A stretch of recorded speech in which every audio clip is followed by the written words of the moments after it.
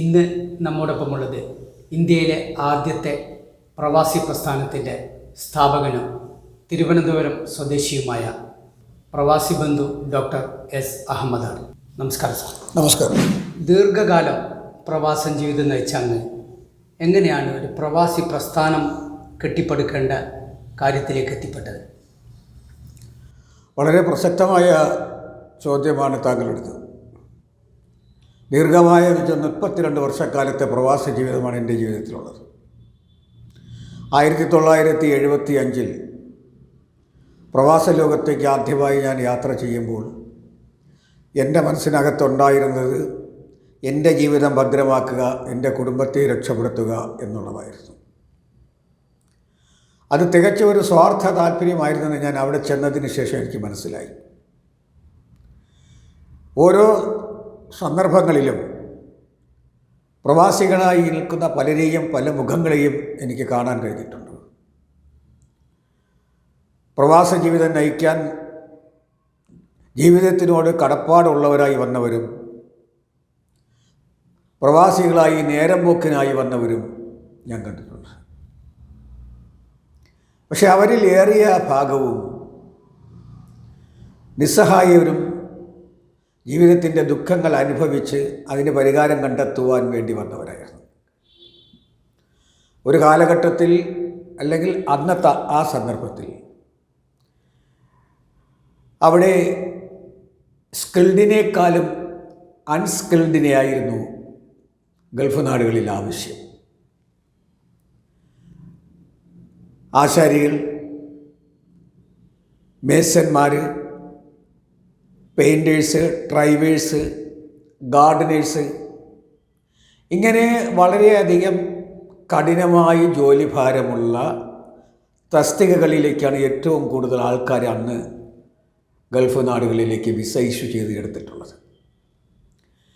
Skilled എന്ന് പറയുമ്പം engineer, doctors, nurse എന്നൊക്കെ പറയുന്നത് അപൂർവമായിട്ടാണ് അന്ന് അവിടെ കണ്ടെത്താൻ കഴിയുന്നത്. കാരണം അന്ന് UAE അബുദാബി ഒഴിച്ച് ബാക്കി എല്ലാ ഗൾഫ് നാടുകളിലും ഞാൻ സന്ദർശിച്ചപ്പോഴും അതിൽ നിന്ന് മനസ്സിലാക്കാൻ കഴിഞ്ഞിടത്തോളം എല്ലാം ആ കാലഘട്ടത്തിലെല്ലാം വികസനത്തിൻ്റെ ഒരുപാട് പിന്നോക്കാവസ്ഥയിലായിരുന്നു. വികസനം പ്രാപ്യമായി വരും തോറും ആളുകളുടെ റിക്രൂട്ട്മെൻറ്റിൻ്റെ വിവിധ ഘട്ടങ്ങളെയും അവിടുത്തെ ഗവൺമെൻറ്റുകൾ വർദ്ധിപ്പിച്ചുകൊണ്ടിരിക്കണം. ഞാൻ ഈ അവസരത്തിൽ ഒരു കാര്യം പറയാൻ ആഗ്രഹിക്കുന്നു. കേരളത്തിൽ ഇപ്പോൾ നമ്മൾ ആട് ജീവിതത്തെക്കുറിച്ചൊരു സിനിമ ഇറക്കി. ആട് ജീവിതത്തെക്കുറിച്ചുള്ള സിനിമ ഇറക്കുന്നതിന് മുമ്പ് ആട് ജീവിതം എന്ന ബെന്യാമിൻ്റെ നോവൽ ഞാൻ വായിച്ചു. അതിലൊരു 15% മാത്രമേ ആ ഭൂമിയുമായിട്ട് ബന്ധമുള്ളൂ. ബാക്കിയെല്ലാം അലങ്കാര പദങ്ങളും സാങ്കല്പികങ്ങളുമായിരുന്നു. സിനിമയിലും അതേപടി കണ്ടപ്പോൾ എനിക്ക് ദുഃഖം തോന്നിപ്പോയി. അങ്ങനെ മാതൃഭൂമി ചാനൽ എന്നെ അതിന് ഇൻ്റർവ്യൂ ചെയ്യാൻ വിളിച്ചു. ഞാൻ അതിൻ്റെ സത്യസന്ധത തുറന്നു പറഞ്ഞു. 1997 ശേഷം ഒരു ആട് ജീവിതത്തിൻ്റെ ദുഃഖപൂരിതമായ അന്തരീക്ഷം ഇന്ന് ഗൾഫ് നാടുകളിലില്ല. 75, 76, 77, 80, 82, 85 വരെയുള്ള കാലഘട്ടങ്ങളിൽ ഏറ്റവും കൂടുതൽ ആട് മേയ്ക്കുന്നതിന് വേണ്ടി തമിഴ്നാട്ടിൽ നിന്നും ആന്ധ്രാപ്രദേശിൽ നിന്നും കേരളത്തിൽ നിന്നും ഒരുപാട് ആൾക്കാർ ഇവിടെ നിന്ന് കൊണ്ടുപോയിട്ടുണ്ട്. മനഃപൂർവ്വം അറിഞ്ഞുകൊണ്ടല്ലെങ്കിലും അതിന് കൂട്ടുനിന്ന ഏജന്റുമാർ അവരെ ചൂഷണം ചെയ്യപ്പെട്ടിട്ടുണ്ട്. മോഹന വാഗ്ദാനങ്ങളും മെച്ചമായ തൊഴിലുകളും എന്ന് പറഞ്ഞുകൊണ്ട് പോയിട്ട് മരുഭൂമിയിൽ കൊണ്ട് അവരെ അനാഥമാക്കുകയാണ് ചെയ്യുന്നത്. അത്തരം അനാഥമാക്കിയ പലരെയും എനിക്ക് ഫേസ് ചെയ്യാൻ കഴിഞ്ഞിട്ടുണ്ട്. ഒരു ദിവസം ഒരു സുഡാനി ഡ്രൈവറുടെ വാഹനത്തിൽ നീട്ടി വളർത്തിയ താടിയും മീശയും പ്രാകൃത കോലക്കാരനായ ഒരു മലയാളിയെ ആ സുഡാനി എന്നെ കൊണ്ടേൽപ്പിച്ചു. ആറ്റിങ്ങൽ സ്വദേശിയായ രവി എന്നാണ് അയാളുടെ പേര്. അയാൾ ഇന്ന് ജീവിച്ചിരിപ്പുണ്ട്. അദ്ദേഹം 10 ദിവസത്തോളമായി ഒരു നേരത്തെ ആഹാരം കഴിച്ചിട്ട് അറബിയുടെ ചവിട്ടും അടിയും ആട്ടിൻകൂട്ടത്തോടൊപ്പമുള്ള ഉറക്കവും അവിടെ കൊടുക്കുന്ന വെള്ളവും ആ കുബുസും മാത്രമായി ആഹാരമായി ഏകദേശം 11 മാസക്കാലം അവിടെ ദുരിതമാർന്ന ജീവിതം നയിച്ചു. അവിടെ നിന്ന് ഓടി രക്ഷപ്പെട്ടു. കയറി പറ്റിയത് റോഡിൽ വന്നപ്പോൾ സുഡാനിയുടെ ട്രക്കറിലായിരുന്നു. എൻ്റെ കടയിൽ എൻ്റെ ഷോപ്പിലേക്ക് സാധനം ഇറക്കാൻ വരുന്ന സുഡാനി ആയതുകൊണ്ട് എന്നെ കൊണ്ടൊന്ന് ഏൽപ്പിച്ചു. ഒരു പരിചയവും എനിക്ക് രവിയായിട്ടില്ല. പക്ഷേ ഞാൻ രവിയെ ഹോസ്പിറ്റലിലാക്കി പരിചരിച്ചു. അയാളെ പോലീസ് സ്റ്റേഷനിൽ പ്രസൻറ്റ് ചെയ്യിപ്പിച്ചു. അയാളുടെ സ്പോൺസറെ വരുത്തി പാസ്പോർട്ട് ടിക്കറ്റും എല്ലാം കൊടുത്ത് ഞാൻ രവിയെ നാട്ടിലേക്ക് അയച്ചു കൊടുത്തു. പക്ഷേ നാട്ടിൽ കയറി പോകുന്ന സമയത്ത് രവി എന്നോടൊരു വാഗ്ദാനം ചെയ്തിരുന്നു, വാക്ക് ചോദിച്ചിരുന്നു, എനിക്ക് തിരികെ വീണ്ടും വരണം, സാർ എന്നെ സഹായിക്കണം. അത് എൻ്റെ മനസ്സിനകത്ത് വലിയ കുറവായിരുന്നു. അധികം താമസിയാതെ തന്നെ ഞാൻ ആ രവിക്കൊരു വിസ ഒപ്പിച്ചു കൊടുത്തു. രവി വന്നു നല്ല ഒന്നാന്തരം ഒരു മേസനായിരുന്നു രവി. അയാൾ ആദ്യം മേസൻ്റെ കൂലിപ്പണിയായിട്ടൊക്കെ ചെയ്തു, പിന്നെ വീടുകൾ കോൺട്രാക്ട് എടുത്ത് ചെയ്തു. ഇന്ന് നല്ല ധനാഢ്യനാണ് രവി. ആറ്റിങ്ങൽ അവനവഞ്ചേരിയിൽ പോയാൽ രവി സദനം എന്ന് പറയുന്ന ഒരു വലിയ വീട് കാണാൻ കഴിയും. ഞാനിതെല്ലാം മാതൃഭൂമിയിൽ പറഞ്ഞതാണ്. ഇങ്ങനെയുള്ള ഈ ആട് ജീവിതങ്ങൾ നയിക്കാൻ അവരെ സ്വയം പ്രേരിപ്പിക്കുന്നത് അവരുടെ ജീവിത അന്തരീക്ഷങ്ങളാണ്, അവരുടെ കുടുംബത്തിനോടുള്ള പ്രതിബദ്ധതയാണ്, അവരുടെ ജീവിതത്തിനോടുള്ള കാഴ്ചപ്പാടുകളാണ്, ഭദ്രതയ്ക്ക് വേണ്ടിയുള്ള ആകാംക്ഷയാണ്. പക്ഷേ പലരും അടിതെറ്റി വീണവരുണ്ട്. അവരുടെ ജീവിത ദുരിതങ്ങൾ ഞാൻ ഓരോന്നും എൻ്റെ ഈ 3 പതിറ്റാണ്ടിലേറെ കാലത്തെ പഴക്കം കൊണ്ട് മനസ്സിലാക്കിയിട്ടുണ്ട്. പക്ഷേ അന്ന് 75 മുതൽ 88 വരെയുള്ള 13 വർഷത്തെ എൻ്റെ അനുഭവങ്ങൾ വെച്ചുകൊണ്ട് എൻ്റെ മനസ്സിനകത്തൊരു ചിന്താഗതി വന്നു. എല്ലാ കാലവും സ്ഥായിയായ ഈ മരുഭൂമിയും ഈ ഗൾഫും ഈ പശ്ചാത്തലവും ഈ തൊഴിലവസരങ്ങളും ഉണ്ടാകുമോ? ഒരിക്കലൊരു തിരിച്ചുവരവ് നാട്ടിലേക്ക് വന്നാൽ ഇവരുടെയൊക്കെ ജീവിതം എന്തവസ്ഥാന്തരങ്ങളിലേക്കായിരിക്കും പോവുക എന്ന് ഈ ആലോചനയിലാണ് ആൾ കേരള ഗൾഫ് റിട്ടേണീസ് ഓർഗനൈസേഷൻ എന്ന ആദ്യ സംഘടനയ്ക്ക് 1988 തിരുവനന്തപുരത്ത് വെച്ച് ഞാൻ രൂപീകരിക്കപ്പെട്ടത്. പ്രഥമ സംഘടനയെക്കുറിച്ച് ഒന്നുകൂടി വിശദീകരിച്ചാൽ. മടങ്ങിയെത്തുന്ന പ്രവാസി മലയാളികൾക്ക് ജനിച്ച നാട്ടിലെ വേരുകൾ നഷ്ടപ്പെടാതെ സുസ്ഥിരമായ രീതിയിൽ അവർക്ക് ജീവിക്കണം. അവരുടെ തലമുറയ്ക്ക് സുരക്ഷിതമായ ജീവിത പന്താവുകൾ വേണം. അതിന് ഗവൺമെൻറ് പദ്ധതികൾ നടപ്പിലാക്കണം. അതിന് ഗവൺമെൻറ് അന്തിമമായ നിലയിൽ തന്നെ നല്ലൊരു പ്ലാറ്റ്ഫോം തയ്യാറാക്കണം. അപ്പോൾ അതിന് എന്നെ പ്രേരകമാക്കിയ മറ്റൊരു സവിശേഷതയും കൂടിയുണ്ട്. ബഹുമാനപ്പെട്ട ഇന്ദിരാഗാന്ധി പ്രധാനമന്ത്രിയായിരിക്കുന്ന കാലഘട്ടത്തിൽ അന്ന് തൊഴിൽ വകുപ്പ് മന്ത്രിയായിരുന്ന മുല്ലപ്പള്ളി രാമചന്ദ്രൻ പുനരധിവാസ റിഹാബിലിറ്റേഷൻ, കേന്ദ്ര സർക്കാരിൻ്റെ റിഹാബിലിറ്റേഷൻ വകുപ്പ് അദ്ദേഹത്തിനായിരുന്നു. പക്ഷേ ആ റിഹാബിലിറ്റേഷനിൽ ഇന്ത്യയിലെ സ്ഥാപനങ്ങളിൽ നിന്ന് റിട്ടയർഡ് ചെയ്യുന്നവരെയും ഇന്ത്യയിലെ ഫാമുകളിൽ നിന്ന് റിട്ടയർഡ് ചെയ്യുന്നവരെയും റിഹാബിലേറ്റ് ചെയ്യുക, പുനരധിവസിപ്പിക്കുക എന്നുള്ള ഘടനയാണ് ആ വകുപ്പിനകത്തുള്ളത്. അന്യദേശത്ത് നിന്നും മടങ്ങിയെത്തുന്നവർ റിഹാബിലേറ്റ് ചെയ്യാനില്ല.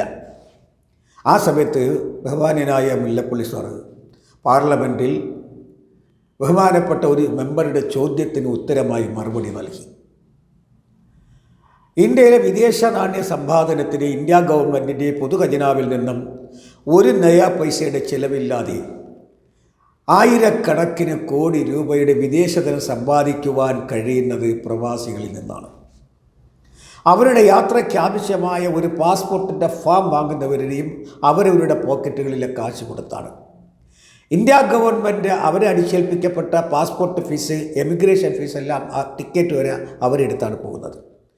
അപ്പോൾ അവരവിടെ ചെന്ന് തിരിച്ച് എത്തുമ്പോൾ അവർ നേടിത്തന്ന വിദേശ നാണ്യങ്ങൾ ഈ ഗവൺമെൻറ്റിൻ്റെ സുസ്ഥിരമായ വികസനത്തിന് വികസിത രാഷ്ട്രങ്ങളുടെ പട്ടികയിൽ ഇന്ത്യയിൽ എത്തുന്നതിന് വേണ്ടിയെല്ലാം ആസൂത്രണം ചെയ്യുമ്പോൾ അത് സമ്പാദിച്ചു തന്ന ഇവരെ നമുക്ക് എങ്ങനെ പരിരക്ഷിക്കാൻ കഴിയും?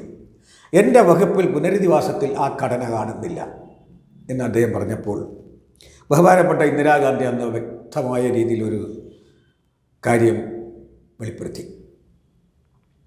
1987 കാലഘട്ടം വരെയും വിദേശത്ത് രാജ്യങ്ങളിൽ അധിവസിക്കുന്ന ഭാരതീയർ വിദേശത്തയച്ച വിദേശ ധനഫണ്ടിൻ്റെ 12.5% മാറ്റിവെച്ചുകൊണ്ടൊരു കൺസോർഷ്യം ഫണ്ട് ഭാരതീയ റിസർവ് ബാങ്കിൽ രൂപീകരിക്കപ്പെട്ടിട്ടുണ്ട്. അത് ഈ മടങ്ങിയെത്തുന്നവരെ റിഹാബിലിറ്റ് ചെയ്യുന്നതിന് വേണ്ടിയാണ് ആ സംവിധാനം ഏർപ്പെടുത്തിയിരിക്കുന്നു എന്ന് വെളിപ്പെടുത്തി. ഇതിനെ ചുക്കാൻ പിടിച്ചുകൊണ്ട് നമ്മുടെ ബഹുമാനപ്പെട്ട പാർലമെൻറ്റ് മെമ്പർമാരെല്ലാം ലോക്സഭയിൽ പല ഘട്ടങ്ങളിലായിട്ട് സംസാരിച്ചു. ആ സമയത്താണ് 90-91 കാലഘട്ടത്തിൽ ഇറാഖ് കുവൈറ്റ് യുദ്ധം സംജാതമാകുന്നത്. ആ യുദ്ധത്തിൻ്റെ കെടുതിയിൽ നിന്ന് രക്ഷപ്പെടാനായിട്ടുള്ള വളരെ ദ്രുതഗതിയിൽ ഇവിടെ 10,000 മടങ്ങിയെത്തി. അവർക്ക് തിരിച്ചു പോകാനായിട്ട് യാതൊരു വഴിയുമില്ലാത്ത അവസ്ഥ, അവരുടെ എല്ലാം അവിടെ നഷ്ടപ്പെടുത്തിയിട്ട് തിരിച്ചു വന്ന അവസ്ഥ. ആ സമയത്ത് ബഹുമാന്യനായ കേരള മുഖ്യമന്ത്രി EK നയനാർ അടിയന്തരമായിട്ട് ഈ പശ്ചാത്തലಕ್ಕೆ ഈ അന്തരീക്ഷത്തെ നമുക്ക് എങ്ങനെ ഫേസ് ചെയ്യാം, അഭിമുഖീകരിക്കാം എന്നുള്ളതിനെക്കുറിച്ച് ഗവൺമെൻറ് തലത്തിൽ ചർച്ച ചെയ്തു.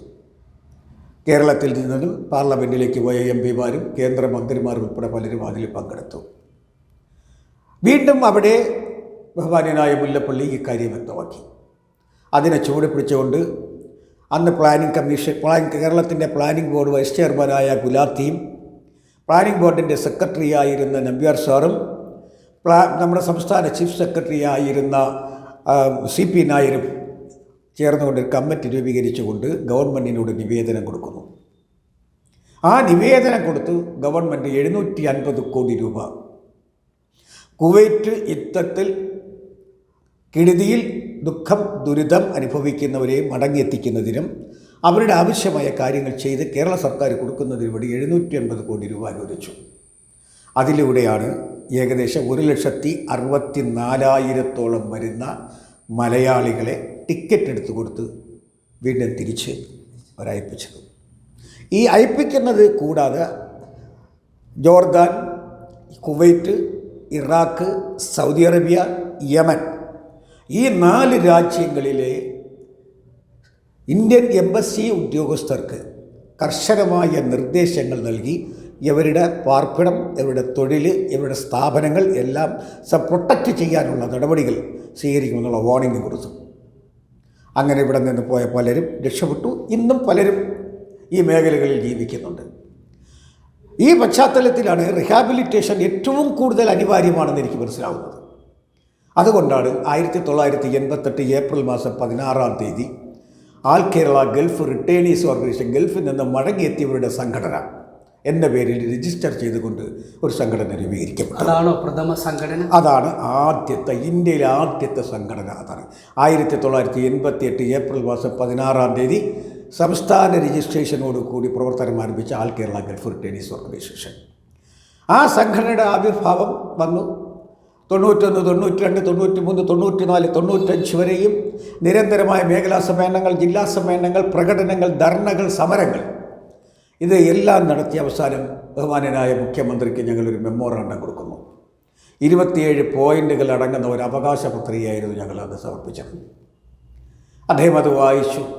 അന്നത്തെ മുഖ്യമന്ത്രി EK നയനാർ വായിച്ചിട്ട് പറഞ്ഞു, അപ്പോൾ ഒരു ഇലക്ഷൻ വരുന്ന ടൈമാണ് 91. ഈ ഇലക്ഷനിൽ ഇടതു മുന്നണി അധികാരത്തിൽ വന്നാൽ തീർച്ചയായിട്ടും നോർക്ക വകുപ്പ്, പ്രവാസികൾക്ക് വേണ്ടി ഒരു വകുപ്പ് രൂപീകരിക്കും. നോർക്ക എന്നല്ല, വകുപ്പ് രൂപീകരിക്കും. മറിച്ച് ഞങ്ങൾ വന്നില്ലെങ്കിൽ നടന്നെന്നും വരാം, നടന്നില്ലെന്നും വരാം. 91 ഇലക്ഷനിൽ UDF ജയിച്ചു. ആന്റണി കേരളത്തിലെ മുഖ്യമന്ത്രിയായി അന്ന് അധികാരത്തിൽ വന്നു.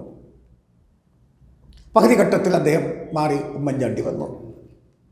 പക്ഷേ ഗവൺമെൻറ് ഒന്നും ചെയ്തില്ല, അവരൊന്നും ചെയ്തില്ല, ആ ഗവൺമെൻറ് ഒന്നും ചെയ്തില്ല.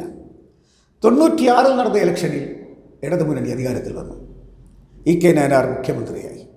പക്ഷേ EK നയനാർ മുഖ്യമന്ത്രിയായി, അതായത് അദ്ദേഹം 91 പ്രതിപക്ഷ നേതാവായിരുന്നപ്പോൾ എനിക്കൊരു കത്തയച്ചു. ആ കത്തിൻ്റെ കയ്യിലുണ്ട്, ഇതിനകത്തുമുണ്ട്.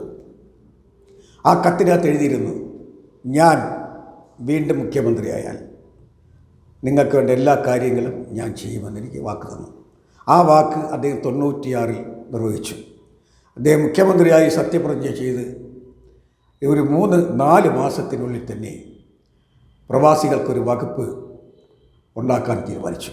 അതിനൊരു പ്രത്യേക കാരണവും കൂടിയുണ്ട്. ആ വകുപ്പിൻ്റെ ഘടനയ്ക്ക് മുമ്പ് ഒന്ന് രണ്ട് കാര്യങ്ങൾ കൂടിയുണ്ട്. അതായത് ഇറാഖ് കുവൈറ്റ് യുദ്ധം നടന്നപ്പോൾ ഒരു വിശാലമായ ഒരു കമ്മിറ്റി രൂപീകരിച്ചു. ആ കമ്മിറ്റിയിൽ ഞാനും മെമ്പറാണ്. ആ കമ്മിറ്റിയുടെ പ്രഥമമായ തീരുമാനം കേരള സർക്കാരിൻ്റെ കീഴിൽ കുവൈറ്റ് സെൽ അടിയന്തരമായിട്ട് രൂപീകരിക്കുക. അങ്ങനെ സെക്രട്ടേറിയറ്റിൽ ഒരു ഭാഗത്ത് കുവൈറ്റ് സെല്ല് സ്ഥാപിച്ചു. ഇന്ന് ചീഫ് സെക്രട്ടറി ആയിരിക്കുന്ന ബഹുമാന്യനായ ഡോക്ടർ വി വേണു അന്ന് IAS എടുത്ത് ട്രെയിനിങ് കഴിഞ്ഞ് ആദ്യത്തെ പോസ്റ്റിങ് കേരളത്തിൽ വന്നിട്ട് ഇരിക്കുന്ന സമയമായിരുന്നു. വളരെ ചെറുപ്പമാണ് അന്ന് വേണുവിന് ആ പോസ്റ്റിലേക്ക് സ്പെഷ്യൽ ഓഫീസറായിട്ട് നിയോഗിച്ചു. ആ ഒരു ബന്ധം ഇന്നും ചീഫ് സെക്രട്ടറി ആയിരിക്കുന്ന വേണുവിന് എന്നോട് ഭയങ്കരമായ അടുപ്പമാണ് ഇപ്പോൾ ഉള്ളത്.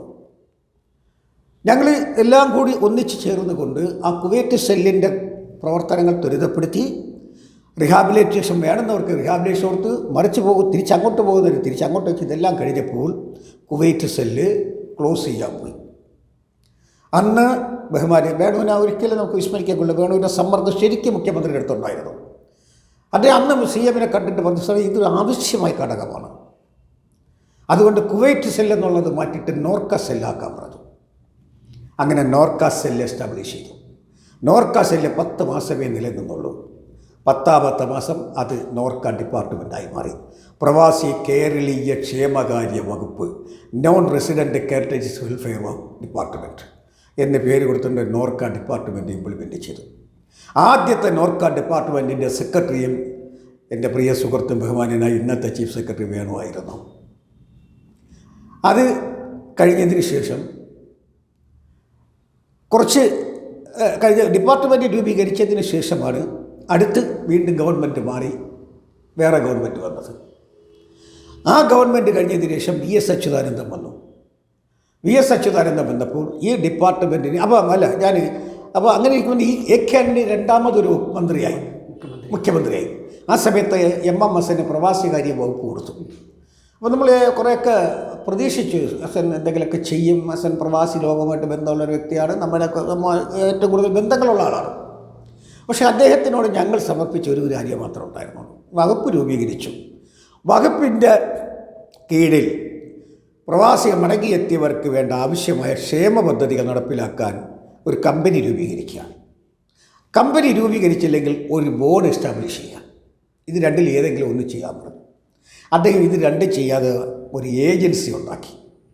പുറത്തുള്ള കൺസൾട്ടൻസി ആൾക്കാരെ കൂടെ ഉൾപ്പെടുത്തിക്കൊണ്ട് ഈ പ്രവാസി കേരളീയ ഏജൻസി എന്നുണ്ടാക്കിയിട്ട് ഒരു കാര്യവും നടന്നില്ല. വകുപ്പ് തല ഒന്നും ചെയ്യാൻ, നിയമനിർമ്മാണം നടത്താൻ ഏജൻസിക്ക് കഴിയില്ല. അതങ്ങനെ നിന്ന് അത് അസ്തമിച്ചു. അത് കഴിഞ്ഞതിന് ശേഷമാണ് VS അച്യുതാനന്ദൻ മുഖ്യമന്ത്രിയായി വരുന്നത്. VS അച്യുതാനന്ദൻ മുഖ്യമന്ത്രിയായി വന്നപ്പോൾ ഈ ഏജൻസിയെ ഒരു പരിഷ്കരണം നടത്തി. അതാണ് നോർക്ക റൂട്ട്സായിട്ട് മാറിയത്. അപ്പോൾ നോർക്ക റൂട്ട്സ് എന്ന് പറയുന്നത് ഉള്ളി അവരുടെ ദർശനം മടങ്ങിയെത്തിയവരുടെ അവിടെ നിൽക്കുന്നവരുടെ ക്ഷേമ പ്രവർത്തനങ്ങൾ നടപ്പിലാക്കുക. മടങ്ങിയെത്തിയവർക്ക് എന്ത് ചെയ്യാൻ കഴിയുമോ ആ സഹായങ്ങളൊക്കെ ചെയ്തു കൊടുക്കുക. അവരുടെ കുടുംബത്തിൻ്റെ ഭദ്രത നിലനിർത്തുക. പോകാൻ കഴിയുന്നവർക്ക് ആവശ്യമായ അറിവ് വിജ്ഞാനവും കൊടുക്കുക. അവർ പോകുന്ന തൊഴിലുമായിട്ട് അവരുടെ വൈദഗ്ധ്യത എന്താണെന്ന് അവരെ ബോധ്യപ്പെടുത്തി പറഞ്ഞേക്കാനുള്ള ട്രെയിനിങ്ങിൽ കൊടുക്കുക. ഇതൊക്കെയായിരുന്നു നോർക്ക റൂട്ട്സിൻ്റെ ലക്ഷ്യം. ആ നോർക്ക റൂട്ട്സിൻ്റെ ആദ്യത്തെ CEO ആയിട്ടാണ് ബഹുമാന്യനായ നമ്മുടെ രാഷ്ട്രപതിയായിരുന്ന KR നാരായണൻ്റെ പ്രസ് സെക്രട്ടറി ആയിരുന്ന സതീശൻ നമ്പൂതിരിപ്പാട് അന്ന് ചാർജ് എടുത്തത്. അദ്ദേഹത്തിന് കുറേയധികം കാഴ്ചപ്പാടുകളുണ്ടായിരുന്നു. ആ കാഴ്ചപ്പാടുകളെല്ലാം അദ്ദേഹം ഒന്നൊന്നായിട്ട് 5 കൊല്ലം കൊണ്ട് നടപ്പിലാക്കി. അതിൻ്റെ തുടർച്ചയാണ് ഇപ്പോഴും നോർക്ക റൂട്ട്സ് നടപ്പിലാക്കിക്കൊണ്ടിരിക്കുന്നത്. പ്രവാസികൾ വളരെയധികം നിരവധി പ്രശ്നങ്ങളാണ് അഭിമുഖീകരിക്കുന്നത്. ഈ പ്രശ്നങ്ങൾ പരിഹരിക്കാൻ കേന്ദ്ര സംസ്ഥാന സർക്കാരുകൾ അടിയന്തരമായി കൈക്കൊള്ളേണ്ട നടപടികൾ എന്തൊക്കെയാണെന്നാണ് അങ്ങയുടെ അഭിപ്രായം? പ്രവാസികൾ ഞാൻ പറഞ്ഞ നേരത്തെ 2 ഘടകങ്ങളാണ്. ഒന്ന് അവിടെ നിൽക്കുന്നവർ, അത് പ്രവാസികളാണ്. മടങ്ങിയെത്തിയവരും പ്രവാസികളാണ്. മടങ്ങിയെത്തിയവരുടെ പ്രശ്നങ്ങൾ ഫേസ് ചെയ്യുന്നത് 2-3 കാര്യങ്ങളുണ്ട്. ഒന്ന്, കുടുംബ പശ്ചാത്തലം. അതിൽ അന്തഃഛിദ്രങ്ങൾ കടന്നുപോയാണ്. ഒരുപാട് കുടുംബങ്ങളിൽ തകർച്ചയിലേക്ക് പോയിട്ടുണ്ട്. അവരെ നിലനിർത്താൻ വേണ്ടി ഗവൺമെൻറ്റിനോട് നമ്മൾ പല പ്രാവശ്യം ആവശ്യപ്പെട്ടു. നിരവധി കേസുകൾ, നിരവധി പ്രശ്നങ്ങൾ, ആത്മഹത്യകൾ വരെ നടന്നിട്ടുള്ള ചരിത്രമുണ്ട് പ്രവാസികൾ. അങ്ങനെയാണ് ആഭ്യന്തര വകുപ്പിൻ്റെ കീഴിൽ പോലീസ് ഡിപ്പാർട്ട്മെൻറ്റ് നോർക്ക സെല്ലുണ്ടാക്കി, നോർക്ക പോലീസ് സെൽ. ഇപ്പോൾ ആ സെല്ലിനെ നിയന്ത്രിക്കാൻ വേണ്ടി പ്രവാസി കമ്മീഷൻ വന്നു. ആ കമ്മീഷനിൽ നമുക്ക് പരാതികൾ കൊടുക്കാം. ആ പരാതിയുടെ തീർപ്പ് കൽപ്പിക്കാനും അന്വേഷണം നടത്തി പ്രോഗ്രസ് റിപ്പോർട്ട് തരാനും നിലപാടുകൾ എന്താണെന്ന് അറിയിക്കാനും പോലീസിന് ചുമതല കൊടുത്തു. അപ്പോൾ അതുമൂലം അത് ഇങ്ങനെ വന്നപ്പോഴത്തേക്ക് ഒട്ടേറെ ദാമ്പത്യ കുടുംബ ബന്ധങ്ങൾ ശിഥിലീകരിക്കുന്നതാതെ പോകാൻ നമുക്ക് കഴിഞ്ഞിട്ടുണ്ട്. പിന്നെ മറ്റൊന്ന് സാമ്പത്തിക പരാധീനതയാണ്. സാമ്പത്തിക പരാധീനത മടങ്ങിയെത്തിയവർക്ക് ഉണ്ടാകുമ്പോൾ ബാങ്കുകാരാണ് സഹായിക്കാനുള്ളത്. ഗവൺമെൻറ് ഒരു സഹായവും ചെയ്യില്ല. അപ്പോൾ നോർക്ക ഡിപ്പാർട്ട്മെൻറ്റിൻ്റെ കീഴിലുള്ള നോർക്ക റൂട്ട്സ് കഴിഞ്ഞ 13 വർഷക്കാലമായി ഇവരുടെ തൊഴിൽ അവസരങ്ങൾ വർദ്ധിപ്പിക്കുന്നതിനും ചെയ്യുന്ന തൊഴിലിനെ മെച്ചപ്പെടുത്തുന്നതിനും വേണ്ടി വിവിധ സഹായ വായ്പാ പദ്ധതികളുണ്ട്. 20% സബ്സിഡി കൊടുത്തുകൊണ്ടുള്ള ലോൺ സമ്പ്രദായമാണ്. Canara bank, south Indian bank, state bank of India, federal bank എന്നിങ്ങനെയുള്ള പഞ്ചാബ് നാഷണൽ ബാങ്ക് ഇങ്ങനെയുള്ള തിരഞ്ഞെടുക്കപ്പെട്ട ഒരു 12ഓളം ബാങ്കുകളുമായിട്ട് നോർക്ക റൂട്ട്സ് ഒരു വ്യവസ്ഥ ഉണ്ടാക്കിയിട്ടുണ്ട്. ആ വ്യവസ്ഥയുടെ പേരിൽ ഇന്ന് നൂറുകണക്കിന് ആൾക്കാർക്ക് തൊഴിലവസരങ്ങൾ സൃഷ്ടിച്ചിട്ടുണ്ട്. പലതരം തൊഴിലുകളാണ്, സ്മാൾ മുതൽ ഹെവി വരെ ഉണ്ട്. അതായത് ഒരു വാഹനം ഓട്ടിക്കാൻ, ഒരു ട്രക്ടർ ഓട്ടിക്കാൻ കഴിവുള്ളവൻ, ഒരു ടൈലർ ഓട്ടിക്കാൻ കഴിവുള്ളവനാണ് ഒരു വാഹനം എടുത്തു കൊടുക്കുന്നത്. ഇവിടെ ഒരു തയ്യൽ മെഷീൻ വാങ്ങിച്ച് 2 ഡ്രസ്സ് തെച്ചു കൊടുക്കാൻ പ്രാഗൽഭ്യമുള്ള മടങ്ങിയെത്തിയ വനിതയ്ക്കാണെന്നുണ്ടെങ്കിൽ ഒരു ടൈലറിംഗ് സ്ഥാപനം സ്ഥാപിച്ചു കൊടുക്കുന്നു. കമ്പ്യൂട്ടറിൽ പരിജ്ഞാനമുള്ള ഒട്ടനവധി ആൾക്കാർ ഇപ്പോൾ ഉണ്ട്. ഇപ്പോൾ പിതാവ് NRI ആയിരിക്കാം, മടങ്ങിയെത്തിയ ആളായിരിക്കാം, അദ്ദേഹത്തിൻ്റെ പേരിൽ വായ്പ എടുത്ത് മക്കളെ കൊണ്ട് ഈ കമ്പ്യൂട്ടർ സ്ഥാപനങ്ങൾ നടത്തുന്നുണ്ട്. സർവീസും ഉൽപ്പാദനം, വിപണനം ഇങ്ങനെയുള്ള എല്ലാ തരത്തിലും ഉള്ള ഏകദേശം 86ഓളം ഐറ്റങ്ങൾ അടങ്ങുന്ന വിവിധ മുഖങ്ങളുള്ള തൊഴിൽ പദ്ധതികളാണ് നോർക്ക ആവിഷ്കരിച്ചിട്ടുള്ളത്. എനിക്ക് അഭിരുചി ഏതാണെന്ന് തോന്നുന്നു, ഞാൻ അതിലേക്ക് ആപ്ലിക്കേഷൻ കൊടുക്കാം. ആ ആപ്ലിക്കേഷൻ ഇൻ്റർവ്യൂ ചെയ്യാൻ അവർ ഇതെല്ലാം കൊണ്ട് പ്രൊമോട്ട് ചെയ്ത് ബാങ്കിലേക്ക് കൊടുക്കും. ബാങ്കിൽ നിന്ന് നമുക്ക് വായ്പ തരും. വായ്പ കാശായിട്ട് ഇത് കൊടുക്കില്ല. നിങ്ങൾ എന്ത് വാങ്ങാൻ ഉദ്ദേശിക്കുന്നു അതിൻ്റെ കൊട്ടേഷൻ, ആ സാധനങ്ങൾ അവിടെ വരുത്തിത്തരും. സാധനങ്ങൾ സപ്ലൈ ചെയ്യുന്ന സ്ഥാപനത്തിലേക്ക് ചെക്ക് പോകും. ഇതാണ് വർക്കിംഗ് ക്യാപിറ്റൽ എന്നുള്ള രീതിയിൽ 10ൽ 1% കൊടുക്കും. 1 ലക്ഷം രൂപയുടെ വായ്പയാണെങ്കിൽ 10,000 രൂപ കൈ കൊടുക്കും. 90,000 രൂപയ്ക്ക് മിഷനറി കൊടുക്കും. എന്ത് സാധനമാണോ അത് കൊടുക്കും. ആദ്യം ഞാൻ ഇതിൻ്റെ പ്രാരംഭഘട്ടത്തിൽ ഈ വൈറ്റ് ഗ്രൈൻഡർ എന്നൊരു പദ്ധതിക്ക് ഞങ്ങൾ പ്ലാൻ ചെയ്തു. ഗവൺമെൻറ്റുമായിട്ട് നോർക്ക റൂട്ട്സുമായിട്ട് വന്നിട്ടുണ്ട്. അതിൽ ഏറ്റവും കൂടുതൽ ഞാനാണ് അതിനകത്ത് ഇൻവോൾവ് ആയത്. ഈ സതീശ് നമ്പൂതിരിപ്പാടിൻ്റെ കാലഘട്ടത്തിൽ ഒരു 5 ലിറ്ററിൽ 5 കിലോ അരി ആട്ടുന്ന ഒരു വൈറ്റ് ഗ്രൈൻഡർ, അതിനാവശ്യമായ മറ്റ് സംസ്കൃത വസ്തുക്കൾ എല്ലാം നമ്മൾ ശേഖരിച്ച് വായ്പയായിട്ട് കൊടുക്കും. അത് അവരാട്ടി മാവാക്കുക, ദോശയ്ക്ക് മാവ്, അപ്പത്തിൻ്റെ മാവ് ഇങ്ങനെയാക്കിയിട്ട് അവർക്ക് കച്ചവടം ചെയ്ത് ജീവിക്കുന്ന ഒരു പരിപാടി ഇട്ട്. പക്ഷെ അതിന് 50% സബ്സിഡി ആയിരുന്നു. അത് ഓരോ യൂണിറ്റിനും അന്നത്തെ വിലയിൽ 35,000 രൂപ 40,000 രൂപ വിലയുള്ളൂ അന്നത്തെ ഇത്. അതിൽ 20,000 രൂപ ഒരു അടയ്ക്കണ്ട, 20,000 രൂപ ഒരു അടച്ചാൽ മതി. പക്ഷേ ബഹുഭൂരിപക്ഷവും ആ 20,000 രൂപ അടച്ചിട്ടില്ല. പക്ഷെ അതൊക്കെ ഗവൺമെൻറ് എഴുത്തള്ളി. പക്ഷെ അതെല്ലാം വെച്ചുകൊണ്ട് ഇപ്പോഴും ഗവൺമെൻറ് എന്ത് നടപടി റീഹാബിലിറ്റേഷന് വേണ്ടി ചെയ്തിരുന്നാലും വ്യവസ്ഥാപിതമായ രീതിയിൽ അത് എന്ന് നിലനിൽക്കത്തക്ക രീതിയിൽ അത് ചെയ്യുക. ഇപ്പോൾ ഞാൻ ഒരു 50 ഓട്ടോറിക്ഷ തിരുവനന്തപുരത്ത് മടങ്ങിയെത്തിയ പ്രവാസികളുടെ കുടുംബത്തിൻ്റെ നല്ല ജീവിതത്തിന് വേണ്ടി ഒരു 50 ഓട്ടോറിക്ഷ 30% സബ്സിഡിയോടുകൂടി 70% വില നിശ്ചയിച്ചുകൊണ്ട് കൊടുക്കാനായിട്ട് ചെയ്യണം. ഈ 30% സബ്സിഡി എന്ന് പറയുന്നത് 20% സർക്കാരും 10% ആട്ടോ കമ്പനിയുമാണ്. ബജാജിൻ്റെ ആട്ടോമൊബൈൽ എടുക്കുന്ന ബജാജ് കമ്പനിയാണ് ഈ 10% വില കുറയ്ക്കുന്നത് പ്രവാസികൾക്ക് വേണ്ടി. അതിന് നമുക്ക് സപ്പോർട്ട് ചെയ്തത് ഗവൺമെൻറ്റാണ്. അതുപോലെ കേരളത്തിൽ ഏറ്റവും വലിയ ബജാജിൻ്റെ ഡീലർ എന്ന് പറയുന്നത് കല്ലിങ്കലാണ് നമുക്ക് വേണ്ടി വേറെ ഒരു ശുപാർശ ചെയ്തത്. മനസ്സിലാക്കാം. അപ്പോൾ ഇപ്പോൾ പ്രഥമഘട്ടമെന്നുള്ള രീതിയിൽ ഈ ഓണത്തിന് മുമ്പ് തന്നെ 50 ഓട്ടോറിക്ഷകൾ തിരുവനന്തപുരത്ത് നമ്മളൊരു വലിയ ചടങ്ങിൽ വെച്ച് വിതരണം ചെയ്യും. ഇതിൻ്റെ തുടർച്ചയായിട്ട് ഏത് പ്രദേശത്തും ഏത് ജില്ലകളിലുള്ള കാനറ ബാങ്കിൽ നിന്നും നമുക്ക് ഇതിനനുസരിച്ച് 10, 15, 20 ആട്ടോകൾ വീതം നമുക്ക് ഓരോ സ്ഥലത്ത് ഇറക്കി കൊടുക്കാൻ കഴിയും. ഇതിൻ്റെ റണ്ണിങ് എന്ന് പറയുന്നത് ആ ഒരു പ്രദേശത്ത് ഇതിൽ തന്നെ ഒരാളിനെ ഗ്രൂപ്പ് കൺവീനറായിട്ട് നിയമിക്കും. ആ ഗ്രൂപ്പ് കൺവീനർ വൈകുന്നേരം 7 മണിക്ക് മുമ്പ് തന്നെ ഈ ആട്ടോകൾ ആ പോയിന്റിലെത്തി അന്ന് അടയ്ക്കാനുള്ള പൈസ, ദിവസവും നമുക്ക് പൈസ അടയ്ക്കണം. അത് അദ്ദേഹം വാങ്ങിച്ചു വെച്ചിട്ട് അദ്ദേഹം ഒരുമിച്ചാണ് കൊണ്ട് അടയ്ക്കുന്നത്. എല്ലാവരുടെയും ഇൻഡിവിജ്വലായിട്ടുള്ള പേരിലാണ് വായ്പ. നമ്മളിതിന് ഓർഗനൈസേഷൻ നമ്മളിതിന് സപ്പോർട്ട് ചെയ്യുന്നു, ഗ്യാരണ്ടി ചെയ്യുന്നു. വണ്ടികളിലൊക്കെ ബാക്കിൽ NRA council of India promoted എന്ന് നമ്മൾ എഴുതി വിടുകയും ചെയ്യും. അങ്ങനെ ഒരു സംവിധാനം ഇപ്പോൾ നമ്മൾ അങ്ങനെ ഇത്തരത്തിലുള്ള പല കാര്യങ്ങളും നമുക്ക് ചെയ്യാം. പക്ഷേ ഇതിനെല്ലാം അടിസ്ഥാനം വിശ്വാസ്യത, നിശ്ചയദാർഢ്യത, മനസ്സാന്നിധ്യം, താല്പര്യം, ആത്മാർത്ഥത, ഇത് ഇത്രയും ഉണ്ടായാൽ മാത്രമേ നമുക്ക് ഏത് കാര്യത്തിനും നമുക്ക് ഉൾക്കൊള്ളാൻ കഴിയുകയുള്ളൂ. താങ്കളിപ്പോൾ നിരവധി കാര്യങ്ങൾ സൂചിപ്പിക്കേണ്ടായി. എന്നാൽ സംസ്ഥാന കേന്ദ്ര സർക്കാരുകൾ ഇന്ന കാര്യങ്ങളാണ് അടിയന്തരമായി നടപ്പിലാക്കേണ്ടത് എന്നൊന്ന് വിശദീകരിച്ചാൽ വളരെ നന്നായിരുന്നു. ഞാൻ ആദ്യമായി കേരള സർക്കാരിൻ്റെ പറയാം. ഇപ്പോൾ കേരള സർക്കാർ ഏറ്റവും കൂടുതൽ ഇതുവരെ നടത്തിയിട്ടുള്ളത് എന്നല്ല, ഏറ്റവും കൂടുതൽ പ്രാധാന്യം കൽപ്പിക്കപ്പെടുന്ന ഒരു പദ്ധതിയാണ് പെൻഷൻ പദ്ധതി. വാർദ്ധക്യകാലത്ത് എല്ലാവരും ഉപേക്ഷിക്കപ്പെടുമ്പോൾ ഒരു നേരത്തെ ആഹാരത്തിന് വേണ്ടി, ഒരു നേരത്തെ മരുന്നിന് വേണ്ടി പ്രവാസികൾ അലയാൻ പാടില്ല.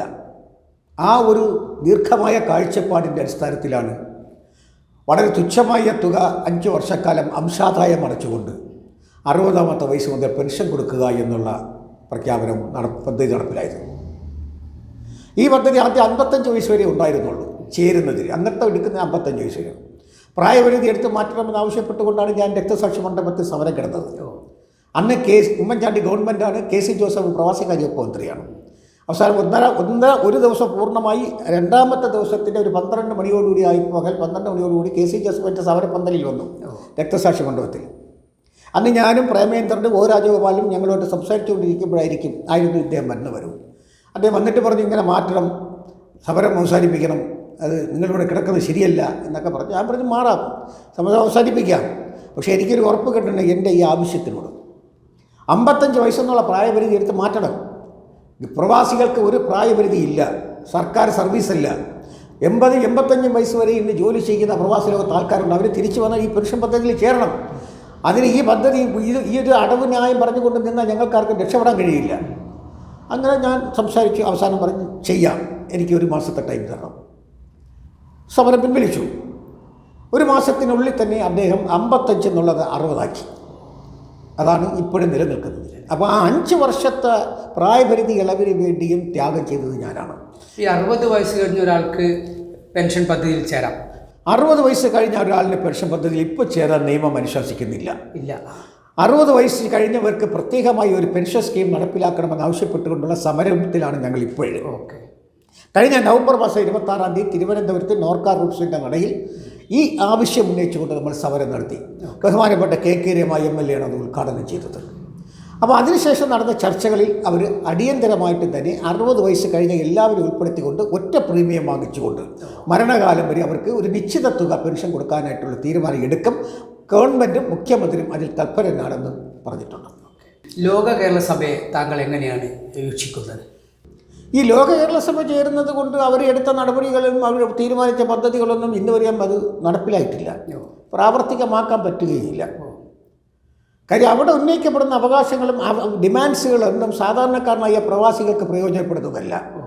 അത് വൻകിട പ്രവാസികളുടെയും കുത്തക പ്രവാസികളുടെയും അവരുടെ ധനത്തെ സംരക്ഷിക്കാനും അവരുടെ ധനം വളർച്ചയ്ക്ക് വേണ്ടിയുള്ള നയങ്ങളും തീരുമാനങ്ങളാണ് അവിടെ വരുന്നത്. ലോക കേരള സഭയിൽ ഞാനും ക്ഷണിതമായി പോയിട്ടുണ്ട്, എന്നെ പ്രൊസീഡിങ്ങിൽ ഉൾപ്പെടുത്തിയിട്ടുണ്ട്, പ്രസംഗിക്കുന്ന പട്ടികയിൽ ഉൾപ്പെടുത്തിയിട്ടുണ്ട്. പക്ഷെ ഞാൻ ഈ 4 തവണയും ഒരു വാക്ക് പോലും സംസാരിച്ചിട്ടില്ല. ഞാൻ അവിടെ പോയിരുന്ന് ഇതെല്ലാം വീക്ഷിക്കും. ഞാൻ തിരിച്ചു വന്ന പത്രക്കാരോട് പറയും. ഞാൻ ഇത്തവണയും പറഞ്ഞു, തുടക്കം നിഷ്ക്രിയം, ഇനിയുള്ളത് എങ്ങനെയാണെന്ന് അറിയില്ല. ആ ദിവസമാണ് ഇവിടെ കുവൈറ്റ് ദുരന്തമുണ്ടായത്. ദൈവം നോക്കി നിൽക്കുകയാണ്, അതുകൊണ്ടൊന്നും നടന്നില്ല. കഴിഞ്ഞ വർഷവും ഞാൻ പത്രസമ്മേളനം നടത്തി. ഇത് സാധാരണക്കാരനായ പ്രവാസികൾക്കോ പ്രവാസ ലോകത്തുനിന്ന് മടങ്ങിയെത്തി ദുരിതം അനുഭവിക്കുന്നവർക്കൊന്നും പ്രയോജനകരമാകുന്നതല്ല. എന്ത് ആശ്വാസമാണ് എന്താണ് ഉണ്ടാകുന്നത്? ഈ ലോക കേരള സഭ എന്തെങ്കിലും ഒരു ഫണ്ട് റിലീസ് ചെയ്യുന്നുണ്ടോ? മടങ്ങിയെത്തിയവർ മരണമടഞ്ഞാൽ ഇത്ര കാശ് കൊടുക്കാം, അല്ലെങ്കിൽ അവർക്ക് ദുരിതം എന്തെങ്കിലും അസുഖം വന്നാൽ ഇത്ര കാശ് കൊടുക്കാം, അല്ലെങ്കിൽ അതിനൊരു ഫണ്ട് നമുക്ക് റൈസ് ചെയ്യാം. എത്രയോ ധനാഢ്യന്മാർ അവിടെ വരുന്നു. അവരുടെ പത്രാസും അവരുടെ കോലം കെട്ടലും കാണാനല്ലേ ആ വേദിയുള്ളൂ. അവരോട് ആവശ്യപ്പെട്ടോ ഇങ്ങനെ ഒരു ഫണ്ടുണ്ട്, നിങ്ങൾ സഹായിക്കണം. അവർ സഹായിക്കില്ലേ? അപ്പോൾ ആ ഒരു വിശാലമായ കാഴ്ചപ്പാടൊന്നും ഈ സഭയ്ക്കില്ല. അതുകൊണ്ടാണ് 75% വരുന്ന പ്രവാസികൾ ഇതിനെ നിശ്ചിതമായി വിമർശിക്കുന്നതും ഒരു അരാജകത്വമാണെന്ന് അവർ പ്രഖ്യാപിക്കുന്നത്. അതുകൊണ്ട് ലോക കേരള സഭയെ കൊണ്ടൊന്നും ഒരു പ്രയോജനമില്ല. അന്തസ്സായിട്ട് ഇവർക്ക് 22 കൊല്ലം പിന്നിട്ട പ്രവാസി ഭാരതീയത്യം.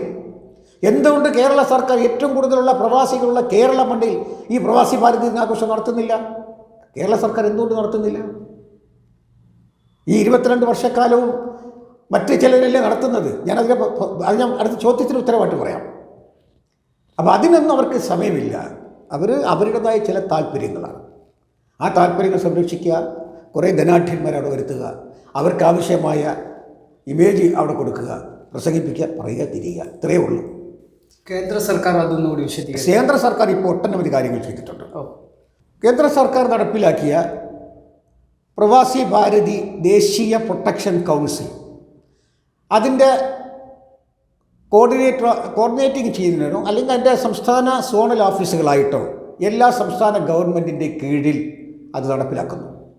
ഇതിൻ്റെ പൂർണ്ണമായ നിയന്ത്രണം കേന്ദ്ര സർക്കാരിൻ്റെ ഭാഗത്തുനിന്ന്. ആവശ്യമായ ഫണ്ട് കേന്ദ്ര സർക്കാർ വിനിയോഗിക്കും.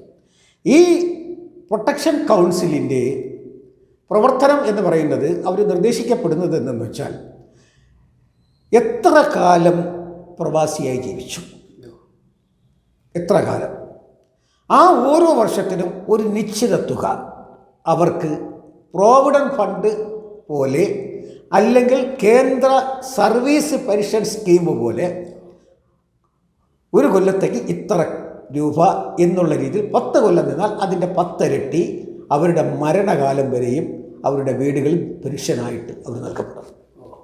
നമ്മൾ ഒരു കോൺട്രിബ്യൂഷൻ അങ്ങോട്ട് അടയ്ക്കണ്ട. 2, കേരള സർക്കാർ ചെയ്യാത്ത വലിയൊരു മഹത്തായ കാര്യമാണ് കേന്ദ്ര സർക്കാർ ചെയ്യുന്നത്. കാരണം ജയിലിൽ കിടക്കുന്ന നിരപരാധികളെ മോചിപ്പിക്കാൻ നമ്മളെ കേരള സർക്കാരിനെ കൊണ്ടൊന്നും കഴിയില്ല, കേന്ദ്ര സർക്കാരിനെ കഴിയുള്ളൂ. റഹീമിൻ്റെ മോചനം തന്നെ കേന്ദ്ര സർക്കാർ ഇടപെട്ടില്ലെങ്കിൽ നടക്കില്ല. അതൊരു ഉദാഹരണമാണ്. ഇത്തരത്തിലുള്ള ഒട്ടനവധി തെറ്റ് ചെയ്തവരായിരിക്കാം, നിരപരാധികളുമായിരിക്കാം. പക്ഷെ അവരുടെ മോചനം നമുക്ക് ഏതെങ്കിലും പ്രകാരത്തിൽ നടപ്പിലാക്കാമോ എന്നുള്ളതിനെക്കുറിച്ച് കേരള സർക്കാർ ആലോചിച്ചിട്ട് ഒന്നും നടക്കാത്ത പശ്ചാത്തലം നിലനിൽക്കുമ്പോൾ ഈ പ്രൊട്ടക്ഷൻ കൗൺസിൽ അവിടെ എംബസി കാര്യാലയങ്ങൾ മുഖേന അവിടുത്തെ പോലീസും അധികാരികളും കോടതികളുമായൊക്കെ ബന്ധപ്പെട്ട് എന്ത് ചെയ്യാൻ കഴിയുമെന്നുള്ളതിനെക്കുറിച്ച് പറഞ്ഞ് അവരെ മോചിതരാക്കാൻ ശ്രമിക്കുന്നു. അങ്ങനെ ചില ആൾക്കാർ കഴിഞ്ഞ 2-3 വർഷങ്ങളായിട്ട് പലരും ജയിലിൽ നിന്ന് മോചിതരായിട്ടുണ്ട്. മലയാളികളും അതിനകത്തുണ്ട്. ഇത് 2. മൂന്നാമത്തെ കാര്യം, അവിടെ ഒരാൾ മരണപ്പെട്ടാൽ ആ ബോഡി അവിടെയുള്ള സംഘടനക്കാർ പണം പിരിച്ച് കയറ്റി അയക്കുന്നതല്ലാതെ കേരള സർക്കാർ ഒരു പൈസ ഇതുവരെ കൊടുക്കുന്നില്ല. കൊടുക്കുമെന്ന് പ്രചരിപ്പിക്കുന്നു, കൊടുക്കുന്നില്ല. പക്ഷേ ഇപ്പോൾ ഏത് ബോഡി വന്നിരുന്നാലും ഇന്ത്യൻ എംബസി ഇടപെട്ട് അതിനെ നാട്ടിലേക്ക് കയറ്റിക്കും. അതിൻ്റെ ഫണ്ടും കേന്ദ്ര സർക്കാർ കൊടുക്കും. മനസ്സിലായി? ഇത്തരം കാര്യങ്ങൾ ഇപ്പോൾ ഞാൻ രാഷ്ട്രീയം പറയില്ല. ഒരു കാര്യം ഉള്ളതെന്ന് വെച്ചാൽ മോദി ഗവൺമെൻറ് BJP സർക്കാരാണ്, നമുക്ക് പൊരുത്തപ്പെടാൻ കഴിയാത്ത ആശയഗതികളാണ് ഉണ്ടെങ്കിലും, പക്ഷെ മോദി സർക്കാരിൻ്റെ ചില കാര്യങ്ങളുടെ കാഴ്ചപ്പാടുകൾ അത് വളരെയധികം നല്ലതാണ്, മെച്ചപ്പെട്ടതാണ്. പ്രത്യേകിച്ച് പ്രവാസി വിദേശ ഭാരതീയരുടെ കാര്യത്തിൽ അദ്ദേഹം നടത്തിയിട്ടുള്ള ഇതപര്യന്തമുള്ള പ്രവർത്തനങ്ങൾ. ഇപ്പം ദേശീയ ഈ പ്രൊട്ടക്ഷൻ കൗൺസിൽ ഈ പെൻഷൻ പദ്ധതി ഏർപ്പെടുത്തി കഴിഞ്ഞാൽ ഞാൻ 30 കൊല്ലം നിന്നു. ഞാൻ 30 കൊല്ലം നിന്ന് ഒരു കൊല്ലത്തേക്ക് നിശ്ചയിക്കപ്പെടുന്ന തുകയിൽ 30 കൊല്ലത്തെ കാശ് തരും. അവർ പരമാവധി ഇത്ര രൂപ വരെ എന്ന് പറയും. എങ്കിലും എനിക്ക് അവകാശപ്പെട്ടതില്ലേ? തീർച്ചയായിട്ടും.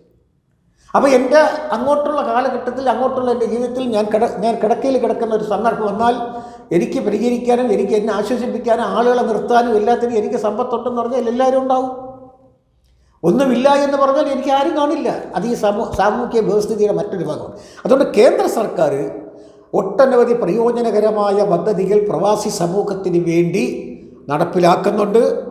ഈ ബഡ്ജറ്റിലും, ഇപ്പോൾ കേന്ദ്ര സർക്കാർ പ്രഖ്യാപിച്ച ബഡ്ജറ്റിലും സിവിൽ ഏവിയേഷൻ്റെ ഈ ടിക്കറ്റ് നിരക്കിന് ഈ സബ്സിഡി, ഗവൺമെൻറ്റിൻ്റെ സഹായം, ഗവൺമെൻറ്റിൻ്റെ ഫണ്ടിൽ നിന്നും, അതായത് ഇപ്പോൾ 25,000, 30,000, 40,000 പോകുമ്പോൾ ഒരു ചെറിയ കൈത്താങ് കേന്ദ്ര സർക്കാരിന് കൊടുക്കാൻ കഴിയുമെന്നുണ്ടെങ്കിൽ അതിന് കൊടുക്കാൻ വേണ്ടി ഒരു ഇംപ്ലിമെൻറ്റേഷൻ വേണ്ടി 5 കോടി രൂപ വകയിരുത്തിയിട്ടുണ്ട്. ഒരു പ്രാഥമികമായ കട്ട് 5 കോടിയെ കണ്ടുകൊണ്ടാണ് ഇപ്പോൾ പലരും ലോക്സഭയിൽ വിമാന നിരക്ക് വർധനവിനെക്കുറിച്ചുള്ള വാദപ്രതിവാദങ്ങൾ ആരംഭിച്ചിരിക്കുന്നത്. കാര്യം അവർ കൊണ്ടുവന്നതായിട്ട് പറയാൻ വേണ്ടി. അത് ഞാൻ രാഷ്ട്രീയത്തിലേക്ക് കിടക്കുന്നില്ല. എന്തായിരുന്നാൽ നമ്മുടെ സമൂഹത്തിന് 5 രൂപയുടെ ഒരു പ്രയോജനം കിട്ടിയാൽ ഏറ്റവും കൂടുതൽ എനിക്ക് സന്തോഷം, അഭിമാനം എനിക്കുണ്ടാകും. ഇന്ന് തന്നെ നമ്മുടെ കേരളത്തിൻ്റെ പ്രവാസി പെൻഷൻ പദ്ധതിയിൽ 1,16,000 പേരുടെ അപേക്ഷകളിൽ ഏകദേശം 42,000-ഓളം ആൾക്കാർ ഇന്ന് 60 വയസ്സ് കഴിഞ്ഞവർ 3,000 മുതൽ 3,500 രൂപ വരെ പെൻഷൻ വാങ്ങുന്നുണ്ട് കേരളത്തിൽ പ്രതിമാസം. ഈ പെൻഷൻ വർദ്ധിപ്പിക്കണം എന്നല്ല അഭിപ്രായം താങ്കൾക്ക്? സാറേ, 500 രൂപയിൽ തുടങ്ങിയ പെൻഷനാണ്. VS അച്യുതാനന്ദൻ പെൻഷൻ പ്രഖ്യാപിക്കുമ്പോൾ 50 രൂപ അംശാദായവും 500 രൂപ പെൻഷനും. പ്രതിമാസം 50 രൂപ അംശാദായം, 500 രൂപ പെൻഷൻ 55 വയസ്സ് കഴിഞ്ഞാൽ. അവിടെയാണ് നമ്മളെല്ലാം പ്രശ്നങ്ങൾ ഉണ്ടാക്കി അതെല്ലാം മാറ്റിയെടുത്താണ് അത് 1000-ആയി. വിവിധ സർക്കാരുകൾ വന്നപ്പോൾ 1000-ആയി. പിണറായി സർക്കാർ 2 തവണ ഇരുന്നപ്പോൾ 2 ഘട്ടങ്ങളിലായിട്ട് 1000-1000 വർദ്ധിച്ചു. ഇപ്പോൾ ഏറ്റവും അവസാനം ഈ കഴിഞ്ഞ ബഡ്ജറ്റ് സമയത്താണ് 3,500 പ്രഖ്യാപിച്ചത്. ഇപ്പോൾ 3,500 കിട്ടുകയാണ്. 3,500 പ്രാബല്യമായില്ല, ബഡ്ജറ്റിൽ വന്നു. ഈ 3,000 രൂപ, ഉദാഹരണം, ഒരു 3,000 രൂപ കിട്ടുമ്പോൾ പുള്ളിക്കാരന് അവശത അനുഭവിക്കുന്നവളിന് 100 രൂപ ധൈര്യമായിട്ട് കടം വാങ്ങാമല്ലോ. തീർച്ചയായിട്ടും. ഒരാളിൻ്റെ അടുത്ത് എനിക്ക് അടുത്ത മാസം പെൻഷൻ വരെ തിരിച്ചു തരാൻ ഒരു 100 രൂപ കടം കൊടുക്കും. ആ ആശ്വാസമാണ് നമ്മൾ അവരിൽ നിന്ന് പ്രതീക്ഷിക്കുന്നത്. അതുകൊണ്ടാണ് ഈ ഇത്രയും കാലം പ്രവാസി സമൂഹത്തിൻ്റെ ഉന്നതിക്ക് വേണ്ടി, അവരുടെ ക്ഷേമങ്ങൾ ഉറപ്പിക്കുന്നതിന് വേണ്ടി ഞാൻ യത്നിച്ച യത്നത്തിന് എൻ്റെ മനസ്സിനകത്ത് സംതൃപ്തി ഉണ്ടാകുന്നത്. ഈ തുക വർദ്ധിപ്പിക്കണം എന്നുള്ള അഭിപ്രായം താങ്കൾക്കുണ്ടോ? ഉണ്ട്. എത്ര വരെ ആവണം? 5,000 രൂപയെങ്കിലും മിനിമം പെൻഷൻ ആകണമെന്നാണ് ഞങ്ങളുടെ വാദം. പക്ഷേ ആ വാദം ഇപ്പം പുറത്ത് പറയാൻ ഒക്കില്ല. കാരണം 60 വയസ്സ് കഴിഞ്ഞവർക്കുള്ള പദ്ധതി പുറത്തു വരട്ടെ. 60 വയസ്സ് കഴിഞ്ഞുള്ള പദ്ധതി പുറത്തു വരുമ്പോൾ നമുക്ക് പെൻഷൻ തുക വർദ്ധിപ്പിക്കണമെന്നുള്ള ഡിമാൻഡ് കൊടുക്കാൻ കഴിയും.